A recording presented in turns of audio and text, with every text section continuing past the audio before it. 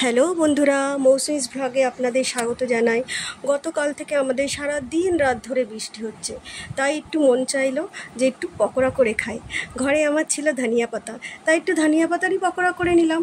সাথে নিলাম একটু বেসন, তার মধ্যে নিলাম নুন, তার মধ্যে নিলাম চালের গুঁড়ো, লঙ্কার গুঁড়ো আর কালো জিরা আর একটু খাবার সোডা। সব কিছু উপকরণগুলিকে ভালো করে মিশিয়ে নিলাম আমি। তারপর একটু অল্প অল্প জল দিয়ে ভালো করে ফেটিয়ে নিলাম। ফেটিয়ে আমার গোলাটা তৈরি করে নিলাম। এরপর আমি এই যে ধনিয়া পাতাগুলো ধুয়ে পরিষ্কার করে রেখে দিয়েছি, এবার কড়াইয়ে আমি তেল নিয়ে নিলাম। তেলটা যেই গরম হলো, অল্প একটু তেল আমি আমার এই গোলাটার মধ্যে দিয়ে ভালো করে একটু ফেটিয়ে নিলাম। ফেটিয়ে নেওয়ার পর তেল যেই আর একটু গরম হয়ে গেল, ধনিয়া পাতাগুলো আমি ভালো করে নিয়ে বেসনের মধ্যে চুবিয়ে চুবিয়ে একটা একটা করে তেলের মধ্যে ছেড়ে ছেড়ে তুললাম। এই যে আমার দেখুন কি সুন্দর পকোড়াগুলো তৈরি হলো। আর একটু ওর মধ্যে চাট মশলা ছড়িয়ে দিলাম যাতে একটু টেস্টটা বেড়ে যায়। এইবার আপনারাও চাইলে বিট নুনও দিয়ে দিতে পারেন।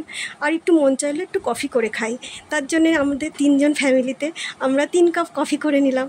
আর একটু সাথে মুড়ি নিলাম, মুড়ি দিয়ে পকোড়া খেতে ভালোই লাগলো। আর একটু কফি খেলাম। এইভাবেই গতকালের বৃষ্টি ভেজা সন্ধ্যাটা আমরা সবাই মিলে উপভোগ করলাম। বন্ধু, তোমাদের কার কার বৃষ্টি ভালো লাগে আমাকে কমেন্ট করে জানিও।